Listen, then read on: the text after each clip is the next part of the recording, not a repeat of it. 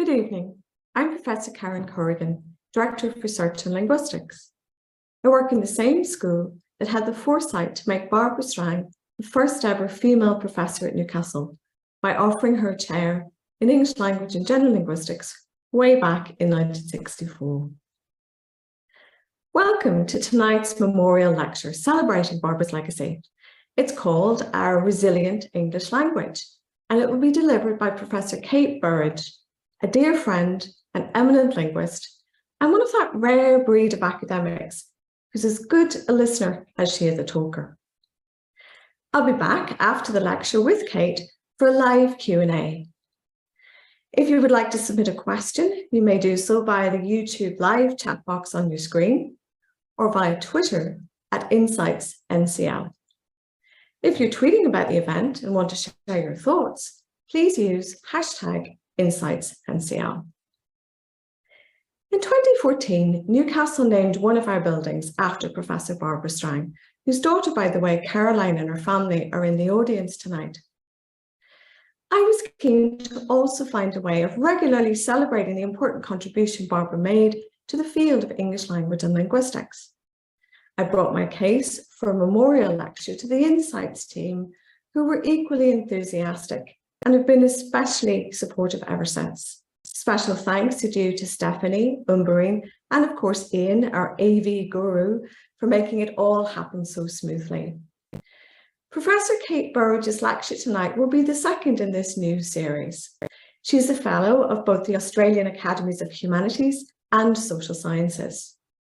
Her day job is chair of the Linguistics Department at Monash University in Australia, but she's also celebrated for her ability to engage the public in her research. In fact, she regularly moonlights on ABC radio and television. Kate is at the forefront of research into the structure and history of English, where of course Barbara Strang also made her mark. And so she immediately came to mind when I was considering who to invite this evening.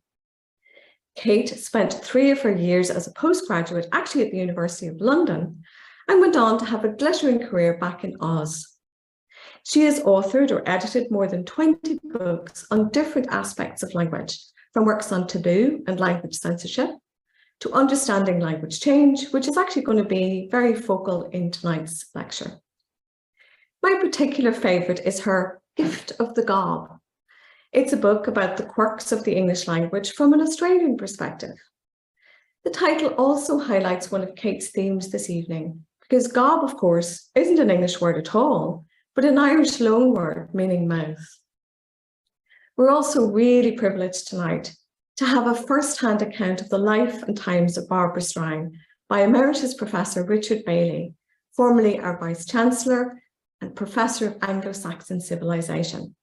So we'll hear from Richard first, then Kate will give her lecture, and we'll follow all of that with a live Q&A. So over to you, Richard. I'm delighted to be asked to contribute to this celebration.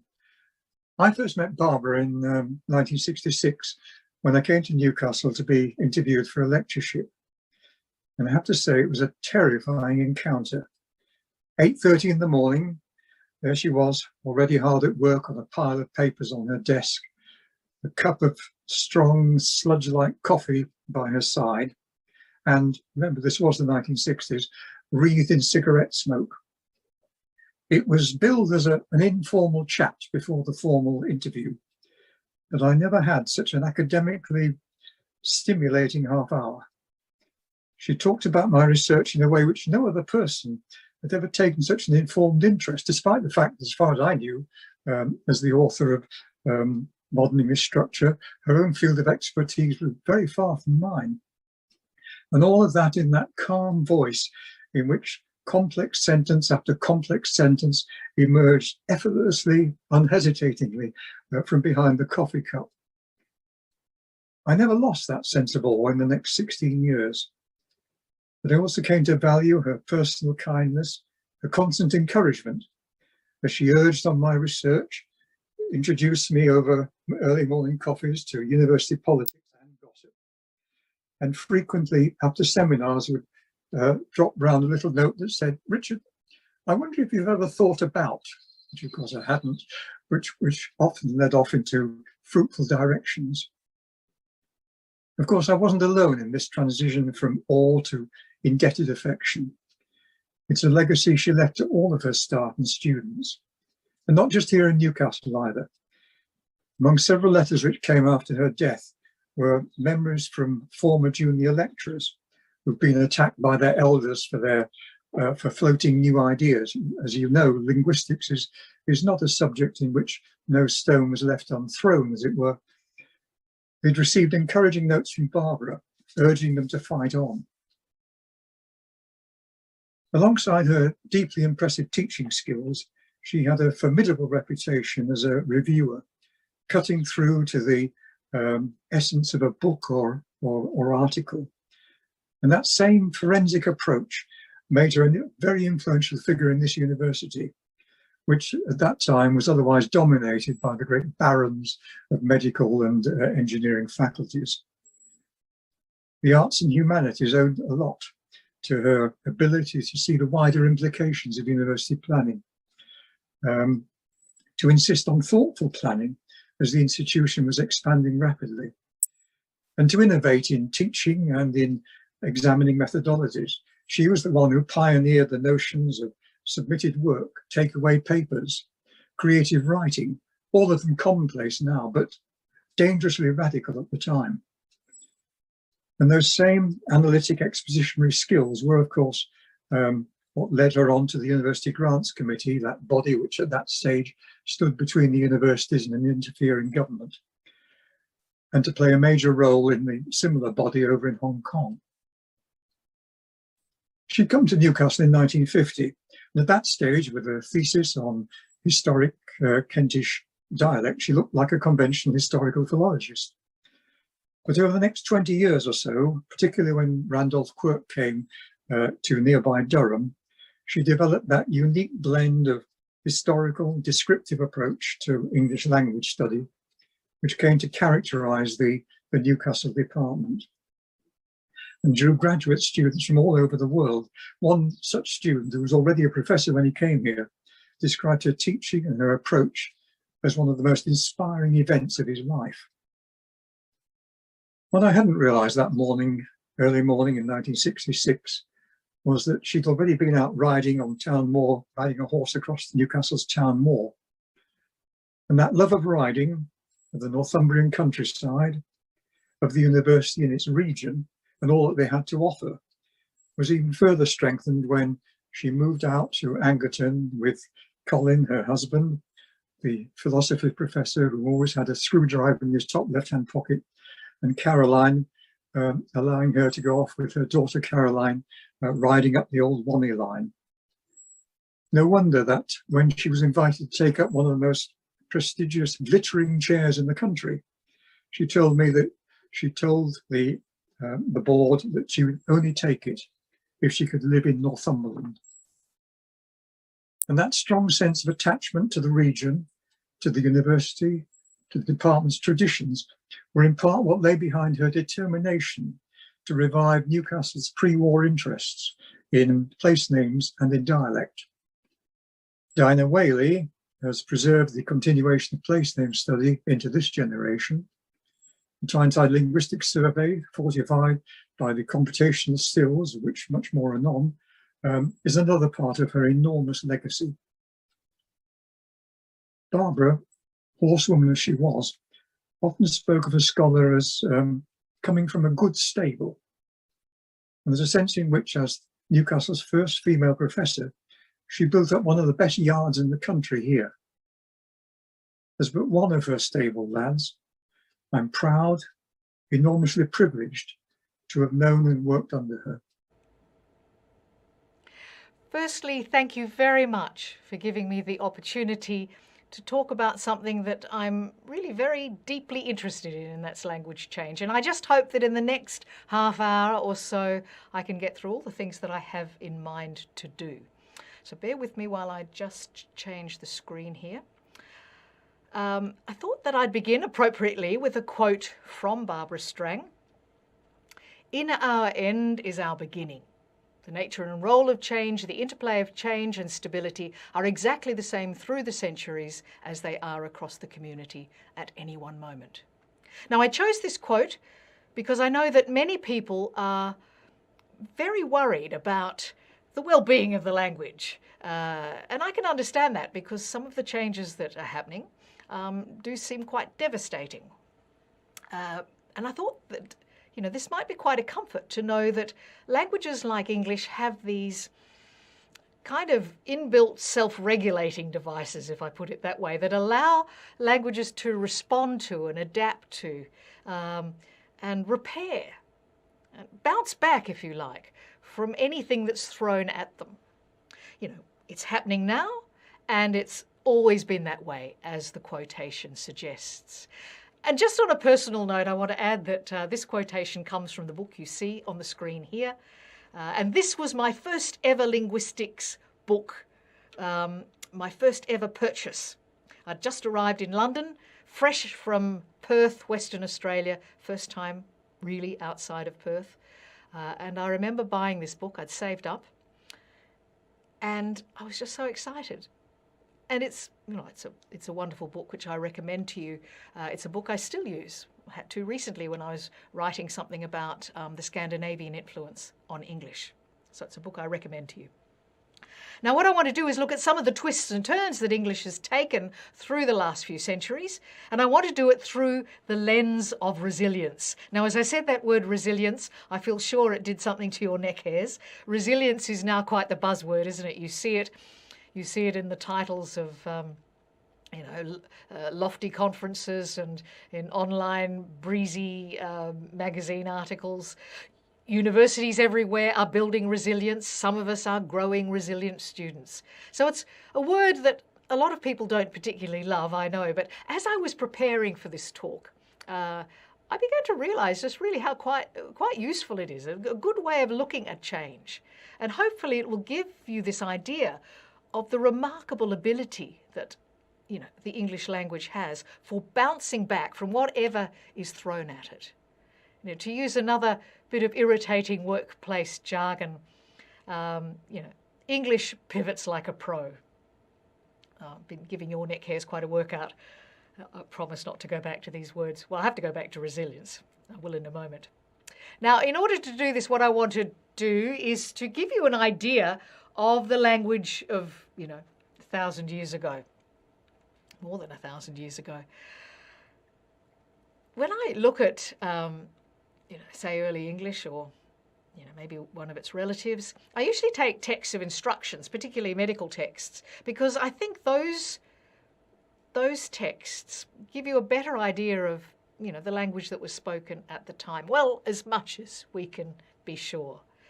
Now, I could have taken beautiful literature, and there is some beautiful literature from this time. Beowulf, for example. But somehow the language is very, very remote. You don't get the idea that, it's a form of English that, I'm speaking now. Well, a better example, when I give my students here in Melbourne a hangover cure from the 9th century, that really does seem to give them a good idea of a living, breathing speech community, speaking the language that I'm speaking now, but over 1,000 years ago. I'm not going to give you a hangover cure. I'm just going to give you a few words or couple of little texts or sample snippets from texts to do with airborne viruses, something very much on our minds still, aren't they? Leech books, I should add, are these kind of Anglo-Saxon first aid kits, put it a bit crudely. And here you can see the reference to the Nightwalkers and the on-flying things and the flying venoms. But here's a couple of snippets from what were called leechdoms. Leech was the early word for physician, I should add, before it morphed into the blood-sucking aquatic worm. Interesting semantic shift, that one. I'll just take the first line. Clearly diseases, they always are terrifying things, aren't they? They sort of, lately, they've been ripping through communities, touching some, leaving others untouched. And it's not surprising that these early leechdoms were just full of descriptions of assaults by supernatural beings and fiends from the night.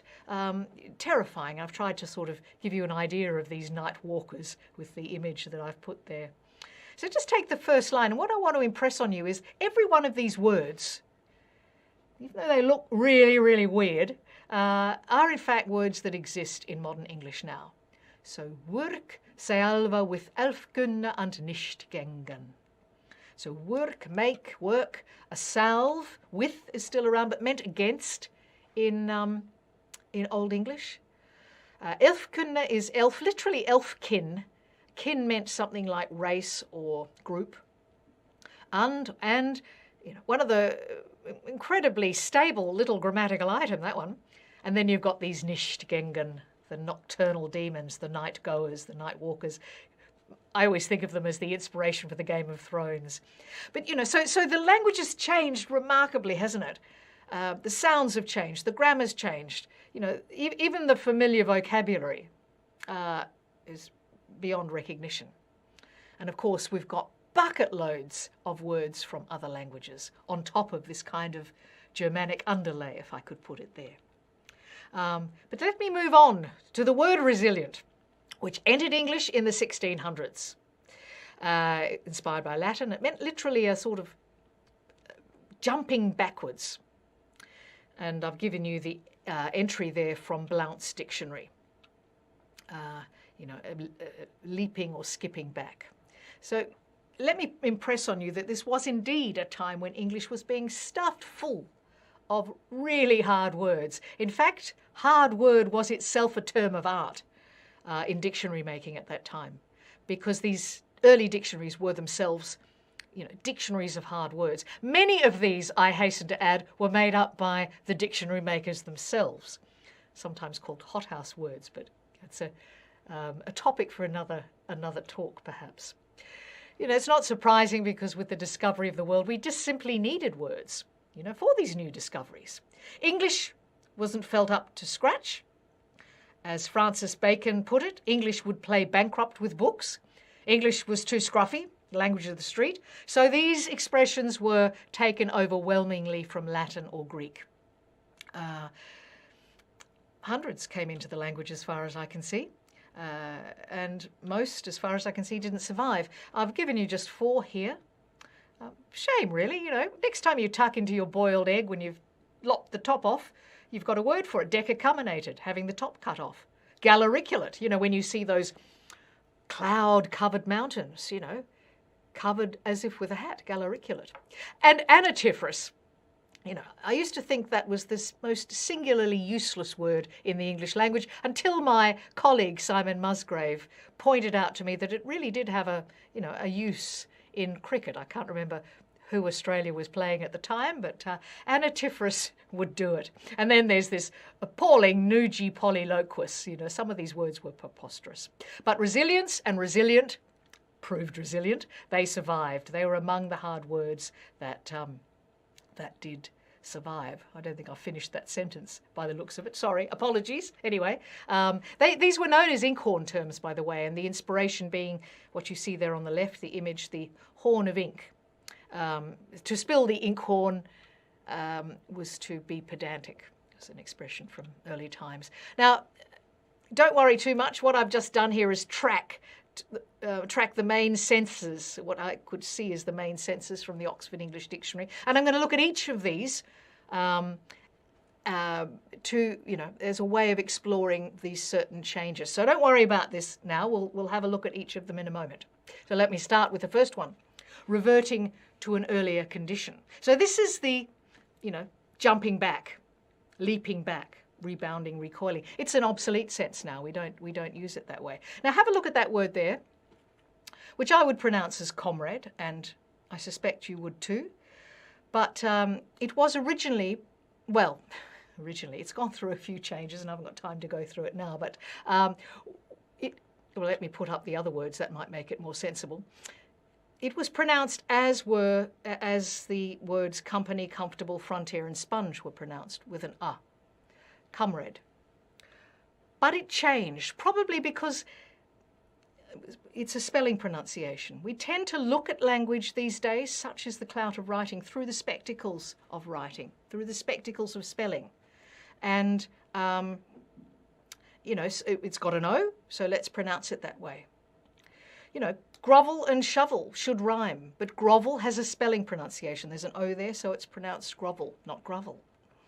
And it's interesting which words are affected this way and which aren't, but it is very much a returning, a leaping back to an earlier position, this kind of resilience.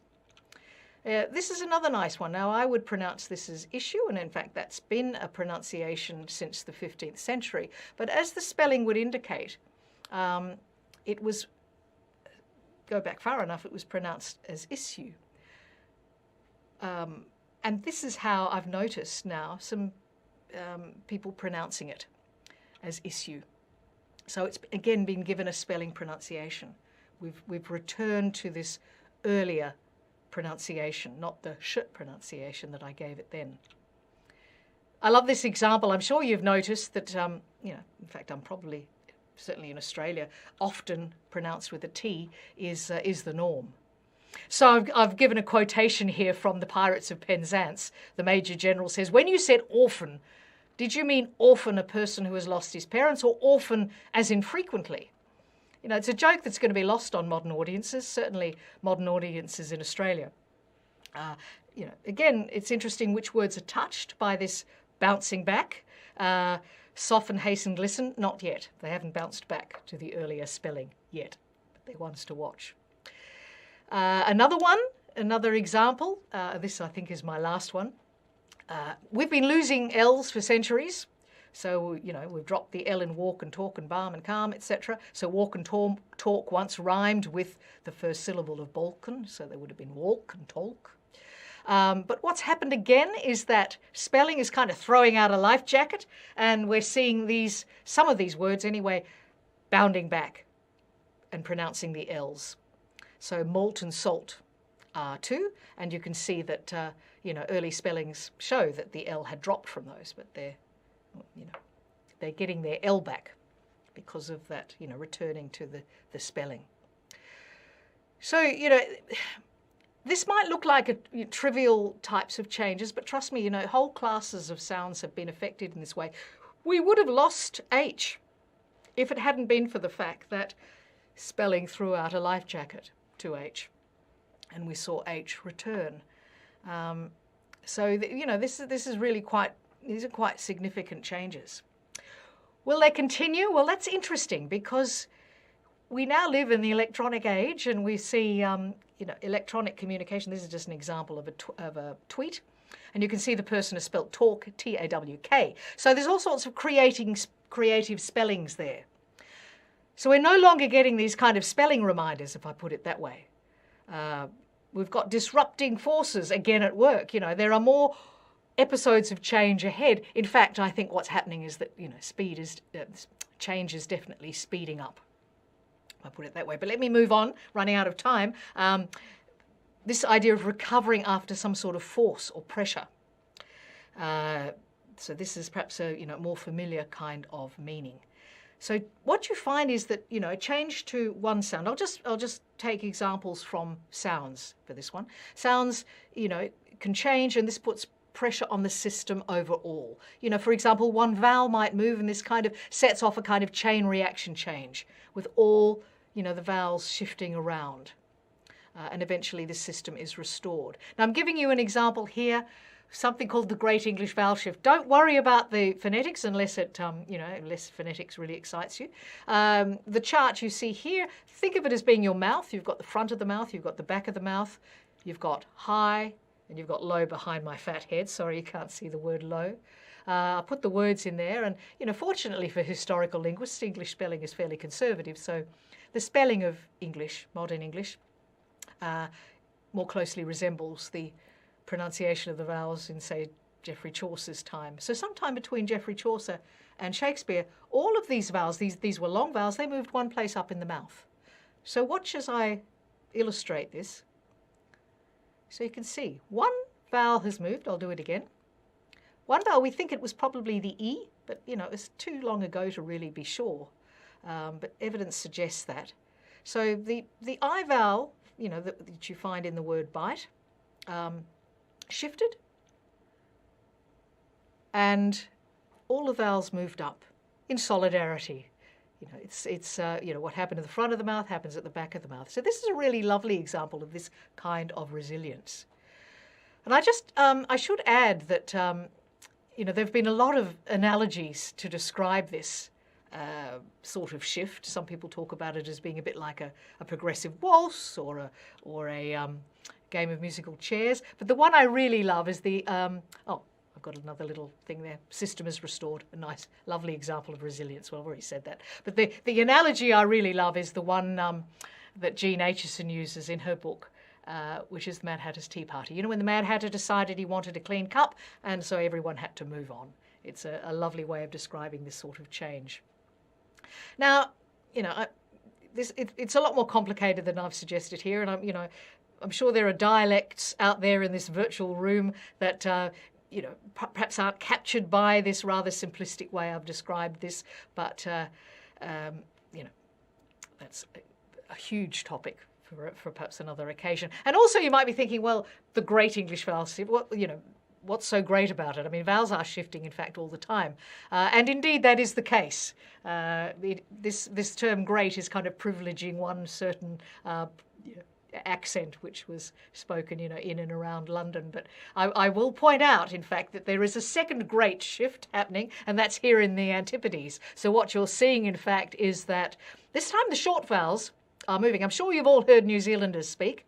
When they say catch, it sounds a little bit more like catch. So the vowels are rising again in the mouth. Now, early Australian was doing exactly the same. This is just a little aside I wanted to tell you. But you see from early spellings of the word catch as catch. But what's interesting is that in the past few decades, Australian English has been going in completely the opposite direction. Australian English vowels, at least on the East Coast, are dropping. So for younger speakers, many of my students, the word dress would rhyme with crass. So it's more like dress. A number of things would have been pushing this change, but don't underestimate human wildcard factors. I love this this slide, and thank you to Simon Greenhill for lending it to me, where you probably know these two characters. They're the two Flight of the Conchords, two New Zealand comedians. You know, and Brett is saying, did she sound Australian? Australian accent or accent? Yes, yes. What did it sound like? Kind of like an evil version of our accent. So, you know, Kiwis don't want to sound like Australians any more than Australians want to sound like Kiwis.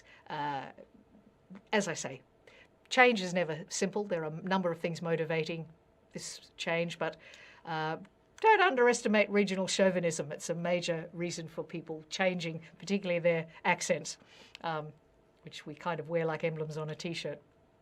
Let me move to the third type of resilience. This is sort of grown out of, very close to the second one, but more a sense of robustness,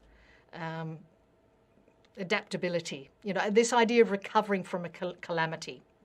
So what can happen is you can get changes happening in one part of the language, it's all well and dandy for that part of the language, but can be really disruptive in another part of the language. And what I'm going to give an example of is a kind of tug of war between sounds and grammar. So perfectly regular sound change can produce irregularity in the grammar. So if you think about some of the badly behaved nouns and verbs in English, think of leaf, leaves, foot, feet, was, were.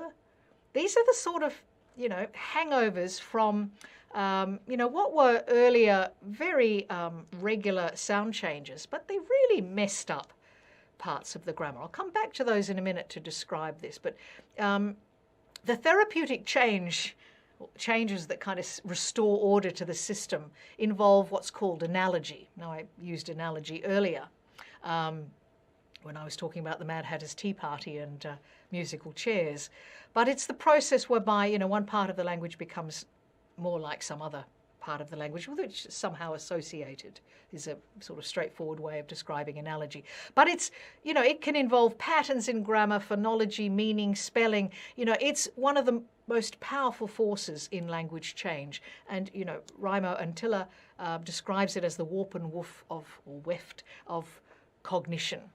I'm trotting out all my linguistic heroes here in this talk. He wrote a wonderful historical linguistics book that inspired me when I was an undergraduate. So, you know, a very powerful force in language. You know, humans like making analogies. We build, you know, we create these analogies, a really powerful force. You know, a simple example, it can contribute to vocabulary. You might be wondering, you know, you might have wondered about the new verb to verse, as in, you know, Australia is versing the UK in cricket, say. And how does that come about? Well, you've got this kind of analogical pattern. Curses is to curse, as verses is to... Now, I've given the phonetics here for anyone who's interested. But, you know, you've got to solve that question mark, and it's, of course, verse. So you're taking away what you believe is an ending, and on this sort of extension of a pattern, you're creating the new verb to verse, just as William Shakespeare took away what he believed to be an ending, or what he and probably many others did, not just William Shakespeare, I'm sure, but, you know, the word grovelling, which he, you know, analysed a bit like shoveling, took away the ing ending and created the new word grovel, which was a new verb at the time. Anyway, I don't want to go into the details here, but it is a kind of cleaning up operation, and it's fundamental to this recovery, and it's fundamental to the resilience of language. And here's another one of my heroes. Teodora Biden was, in fact, my PhD supervisor. And she wrote in this historical linguistics book, grammatical structures rendered opaque or under threat of being rendered opaque by sound change are likely to be repaired by analogical change. And I'm going to show you how that's going to work by going back to leaf and leaves. Okay, so you've got this mess in modern English. Leaf and leaves. Leaves is not right. So what happened go back to Anglo-Saxon times, and Fs, when they were flanked by vowels, simply turned to Vs. So you can see that's nicely preserved in the spelling of leaves. It would have been levis or levis. But, you know, this kind of pronunciation, things peter out after a while, so we don't do that anymore. So that's left us with mess. So when we get a new verb, snorf, a new noun. Snorf, by the way, is, you know, in case you don't know, it's when you're drinking and then someone makes you laugh and it all comes spluttering out. That's a snorf. If you have more than one of them, it's snorfs, isn't it? It's not snorves. So you've got the leaf leaves, irregularity. You've got hoof, which with both possibilities. So what's happening is this irregular plural is, you know, pattern is extending. And we now got both possibilities for hoofs and hooves, slightly different vowel there too. But, you know, no one would be tempted by cliffs. It's cliffs, isn't it? So, you know, this is this tidying up operation that's going on with analogy. And sometimes, you know, analogy can work backwards. What, you know, an interesting one is the word glove, which is actually the plural form. So, you know, we should be saying gloff or gluff rather than glove. And sometimes we get two words for the price of one. So, you know, staff and staffs and stave and staves, both from this, you know, are the fallout of this sound change. And cloth and cloths versus clothes with a voiced sound. Anyway, this all I want to impress on you is this kind of recovery that's done through this, you know, the tidying up operations of analogy. Sorry, I'm rushing because I know I've only got half an hour. I better move on to the fourth kind. And these are this is a newer sense of resilient. This is the most recent, which where you get resilient after the verb to be. So gold is resilient to corrosion. So, you know, resistant or not susceptible to. And we also get a new noun use. You can talk about resilience, linguistic resilience. So these are forms that are particularly good. One example of a linguistic resilient, you know, there's a gang of them in modern English that are very, very good at resisting analogy. You know, they've held out. You've got, you know, the sort of cleaning up operations happening with, you know, the regular plurals extending. But these ones are somehow holding on to the older forms. They are very resilient. So these are common usage words like life, lives, knife, knives, and in fact leaf, leaves.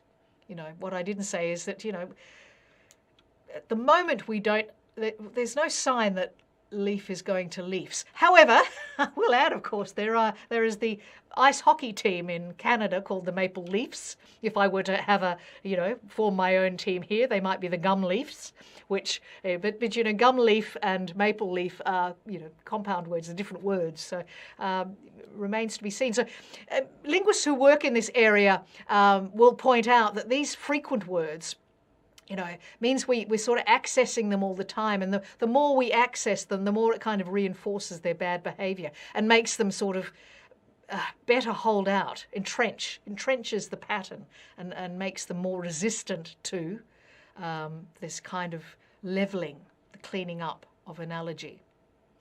You know, will they give in? You know, at the moment they look pretty robust, don't they? And I just want to add that sometimes these little resilience, these resilient patterns take off and even persuade others to join them. And in fact, the leaf leaves pattern is one of them. Now you might think dwarves, as you might read in Tolkien, for example, is an older form, but in fact it was originally dwarf and dwarfs. It was never dwarves. And it was from Old English dweoch, something like that. So it never was an F in Old English. At the time that Old English speakers were cheerfully changing Fs to Vs because they were flanked by vowels, dwarf was pronounced dweoch. So not a F at all. So in fact, I'm sure, you know, some of you have read Tolkien's works and know that he actually uses the word dwarves, not dwarfs. And I think it's in the beginning of Lord of the Rings that he has a sort of apology. I mean, he was a philologist. He knew that it should be dwarfs, but he preferred clearly dwarves. There has that archaic ring to it, doesn't it? Because it sounds like an older form. Because of, you know, you think of elves and you think of wolves. It's sort of the earmark of the fantastical or something like that. I think he gives another explanation in his book, but I'm sure behind that was also the idea that he just liked the sound of dwarves because he had the elves and the wolves. Anyway, you know, this is a particularly, you know, interesting example because it shows that, you know, this little pattern is actually recruiting new members. But I don't want to end on grammar. I've just got another couple of examples. I want to end on vocabulary. Just some more resilience, some more linguistic resilience, some in the examples from successful slang. So these ones that, well, let me put it this way. It's a fact of linguistic life that words will wear out. Some areas of the language, of vocabulary, will wear out faster, will fray the first. And, you know, swear words will lose their potency. Insults will lose their wounding capacity very quickly. And slang will typically lose its vibrancy, its energy. You know, for slang to be slangy, it's got to grab attention. It's got to be eye and ear catching. And so most slang disappears. And some slang disappears spectacularly quickly. You know, awesome, sawsome and amazeballs, for example, lasted about 2 seconds. I think they did a study, you know, somebody did a study, I can't remember who, over a 15-year period, only 10% of words in university slang survived. I was surprised, in fact, it was 10%. But so you do, you know, you expect slang words not to live, to be replaced in certain areas of slang faster than others. But every now and again you find some really resilient slang. And if you look at Dr. Samuel Johnson, who you see up in the corner there, another one of my heroes, early heroes, and you look at his branded words in the dictionary, fun, you know, it was that bad, it was low cant. Nowadays, barbarous, frisky, low. These were clearly slangy words at that time, and they've gone on to survive. You know, I mean, they've lost their vibrancy, haven't they? They're just part of, you know, mundane, ordinary, standard English. I've just given you there a little entry from his dictionary. He really didn't like the word fun. I don't know what he'd think of what younger speakers are doing with fun now, as in the funnest time of all, and it was so fun, but perhaps he would have enjoyed that, I don't know. But then, and this is my last example, I promise you, you find some unbelievably resilient slang examples that not only survive, they stay scruffy, they stay slangy, they stay vibrant. And I actually don't, I have no clue why, how they manage this. It's really interesting. We are getting better at tracking words now, an idea of tracking the life cycle of slang. So perhaps I'll have an answer for you in a little while, because I have a slang project here at Monash with my colleagues. But I've given some examples here from a treasure trove of slang, Captain Francis Gross's Dictionary of the Vulgar Tongue, and there you see the man there, sort of Falstaffian figure, if ever there was one. And these are words like gob and greedy guts and grog and grub and swig and shag. I've just given you a couple from his dictionary. Grog, which at his time was rum and water, a particularly a key word in Australian English.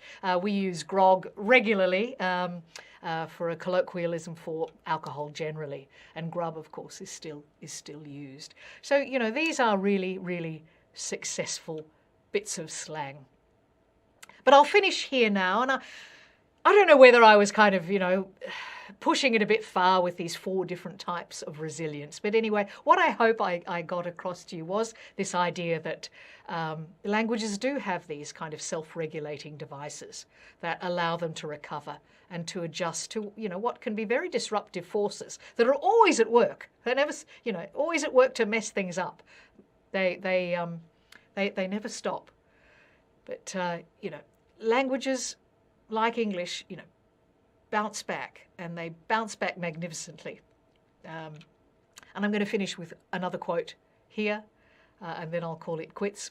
So this is from Edward Sapir, and he talks about language as being probably the most self-contained, the most massively resistant of all social phenomena, which I think is a really nice quote to finish on. I hope I haven't gone over my half hour. I have a sneaking feeling I have, but I will finish here, and I hope that there'll be questions, and I look forward to trying to answer them. Thank you, or comments too, for that matter. Thank you very much, and bye for now.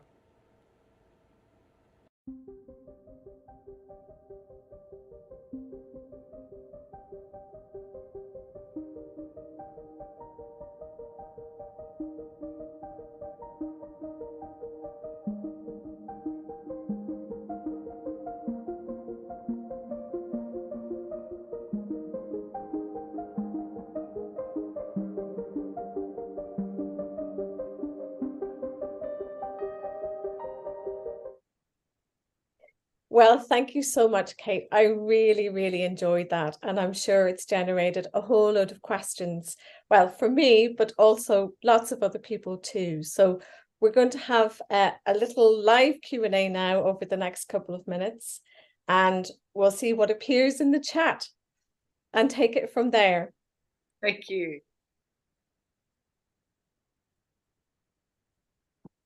We're not having anything just yet. So I'm going to ask you a question, and it is as follows.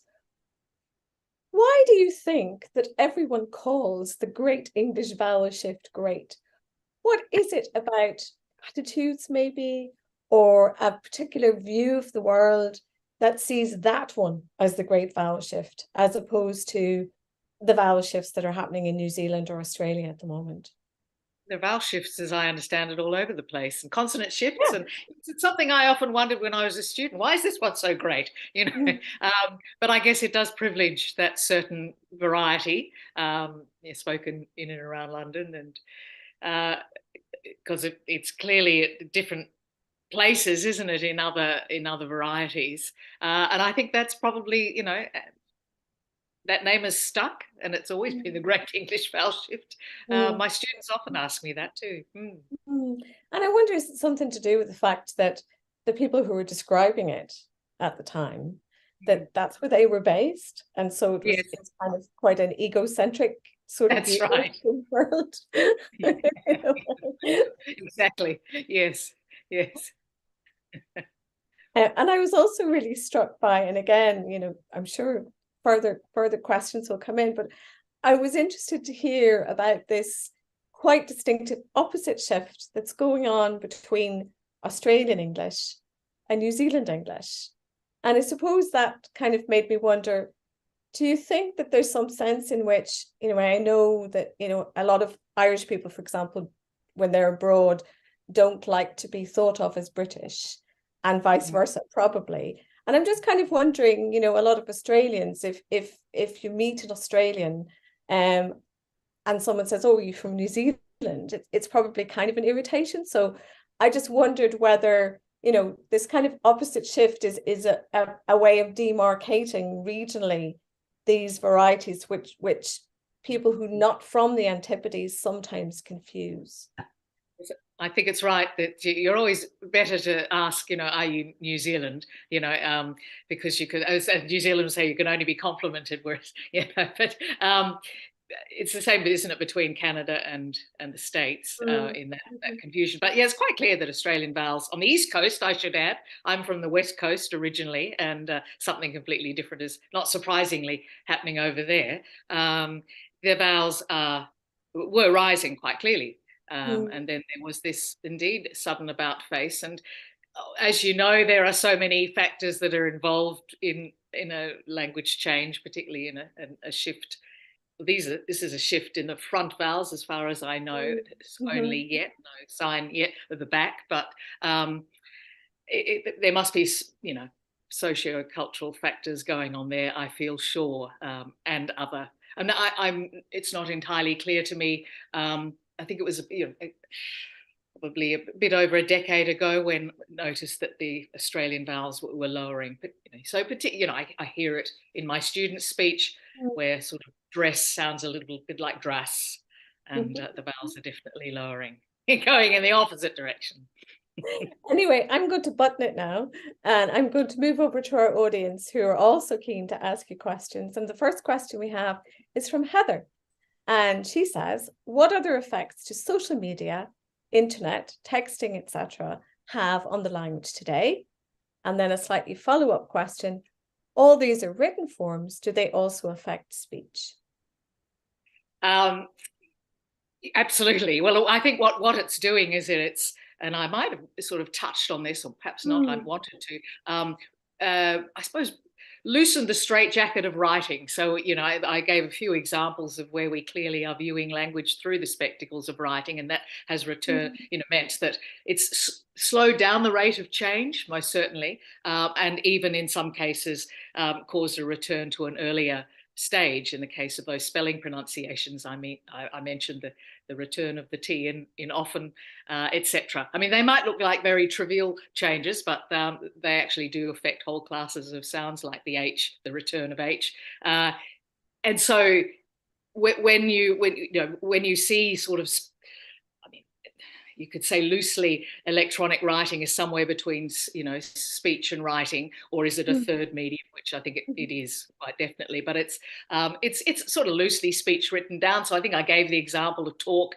TAWK, or if you write gunner, GONNA, that might well, speed up the acceptance of that new future marker, newish. It's been around for a while now, but so I think. Well, what was it? It's no longer. I'm going to adapt if I can remember it. It is. I should add. It is 3 a.m. So if my brain's a little bit fuzzy, it's because I don't do my best thinking or talking at 3 a.m. Anyway, it's the sort of written tale has stopped wagging the spoken dog, and that's adapting something I think Dwight Bollinger said a long time ago, because we have this extra. It's speeding up the rate of change. There's no doubt about it. We're coming off the back of 300 years of fairly slow change. It might look like it, but we are, and I think it's speeding up again. That's great. I've got more questions flying in at me. Bethany says, I've always wondered why it seems that vulgar slang in particular tends to be quite resilient and resistant to losing meaning or shock value. And then she's saying, thankfully, I'll spare you examples. Oh, that's interesting. I would have thought quite the opposite, in fact, that in areas of vulgarity, obscenity, taboo areas, you usually see a fairly rapid change. But you are right, there are some words that have been quite resilient. You're thinking, I'm assuming, the full-blown obscenities that have been around a while, but they've lost their shock value. There's no doubt about that. The sort of they appear regularly. I don't know what it's like in your part of the world, but they certainly appear. Maybe Australian English is a different case, mind. We've always worn, elements of slang and swear words like emblems on a T-shirt, sort of out there. They definitely are a very important part of Australian English. But it's something that has always puzzled me. These, incredibly resilient slang terms that last centuries. I think I gave examples like grub and grog, which are so significant in Australian English. Still scruffy in the case of, grub after, I think, 400, 500 years. Why is that one just not only able to survive, because I gave a number of examples, ones that, slang normally survives, it becomes quite mainstream and standard, whereas some of them maintain their kind of slangy vibrancy for a long time. And that's a puzzle. I mean, lexical change is a puzzle. It's tied so much to the kind of human wildcard aspect, isn't it? Mm-hmm. I know, and I suppose that makes it very difficult to control or even figure out at times. Yes, I think we are clearly a lot better now at tracking slang. People do, looking at it on Twitter, etc. And maybe we'll have the answer to this. I think there are a number of factors. Again, it's never one, is it, that explains. Katrina has a question too. Katrina wants you to have you got any comments at all on American English as opposed to Australian English in terms of this issue of resilience? So it's another interesting aspect. Well, I don't know about your neck of the world, but neck of the woods, I should say. But here, people are generally terribly fearful of influence from American English. This sort of coincided with the appearance of the talkies, as we call them, the talking movies, that there was suddenly all this vitriol about, there's fear around what American English is going to do to Australian English, even though, all along American English features have been sneaking under the radar. So we've actually got hundreds and hundreds of slang expressions, particularly, but also mainstream expressions that have come from American English. Some of our sort of U-Butte Aussie lingo, words like bonza probably came in through the gold fields back in the 1800s. So it's always been there, and it's just interesting that, clearly there are deep social underpinnings here underpinning this fear of Americanization of English. And I think also it's the visibility of spelling. Of course, I know that the Oxford English Dictionary recommends IZE spelling, for example, or, we used to drop U's cheerfully in words like colour and flavour until suddenly people thought, oh, it's American English, we can't possibly do that. So I don't know whether that answers your question, but of course there's so many different American Englishes, aren't there? There is what we think of as general American English, but in terms of accent, but it's huge variation, much greater variation than you find in somewhere like Australia, where although Australians hate to hear this, Australian English is relatively uniform around the country in terms of accent. Anyway. Definitely, and certainly by comparison to somewhere like Britain or Ireland, where it's so much more diverse. Yeah. It's interesting. One of the big puzzles has been, why wasn't there more Irish English influence on Australian English? It's because we love the Irish accent dearly, but it's interesting. I think what Irish English contributed is certainly more on the sort of vernacular end of things, and our love. Our love affair with the vernacular, if I could put it that way. I think Irish had a lot to do with that. Well, we gave you sentence final but. Yes, that's yes, and film and possibly use. I suppose again, it's hard to know with those ones, but yes. Nadia has a great question as well. So she says, would you agree if shifts in English language are dependent on culture and population, or trends during the time the words were used? I wonder what trends during the time I wonder what exactly is meant by that. But yes, I think there are. Any sort of change that I've spent time looking at has always involved, and I've just mentioned this a few times, but have involved well, the social and cultural factors, those sort of more wildcard factors, as I mentioned, but it can be linguistic inside the system, and even something like the Great English Vowel Shift shows that, or other ones that I showed where, you know, a shift in the sounds can mess up the grammar, if I put it kind of loosely like that. So you can have, you know, changes within the system affecting other parts of the language. So many different factors will coincide, a sort of snowballing effect, you know, that propels the language in a certain direction. It's very hard to know in terms of changes. I'm just reading it again. I've got my wrong glasses on. I sort of put on. So the chat is a delightful blur. I'm trying to find that sweet spot in my spectacles. So, so the last bit is, or trends during the time the words were used. Yes, trends as in something being popular, or yeah, I mean, certainly in lexicon, you know, fashion has a big role in it, I think, you know. And I mean, I don't think it's with quite the same conscious manipulation as the fashion industry, but there's a lot of you know, similarities there. So we've got two more questions, and I think we're going to have to leave it there. There's lots more coming in. One is from Ingrid, and I suspect it might be Ingrid Tikenboon van Ostade, the linguist with the best name ever. And she says, could you tell us something about your slang project that's ongoing now? Yes, as we fondly call ourselves, the Slang Gang. We are looking at all different aspects of Australian English, trying, I think, to understand what slang is, because, I mean, as I was actually talking to someone not earlier today, there was no earlier today, yesterday, you know, even the Australian National Dictionary doesn't actually brand words with colloquial or you know, slang or anything like that, because as the original editor said, there's this sort of easy flow from informal to formal. I mean, it's just very blurred, and it's not entirely clear what slang is. So in Australian English, you know, we've done a massive slang survey where we got an extraordinary number of responses. We had to stop it off at about 4,500. And people were sort of trotting out this slang that probably nobody uses anymore, but it's very dear to our hearts, including, you know, things like bonds. And this is the sort of U-Butte Aussie stuff that I mentioned earlier, Sheila, and all these examples that nobody would use these days. But I always think of it as a sort of a cabinet of curiosities, of slang terms that we kind of trot out for those special occasions. You know, what's Australian slang? This is what you have to learn when you come to Australia. So we're I suppose, grappling with the very basics of, you know, what is slang, tracking it over time as best we can. I mean, lexicographers have been doing a great job of this, and we're piggybacking on their fine work.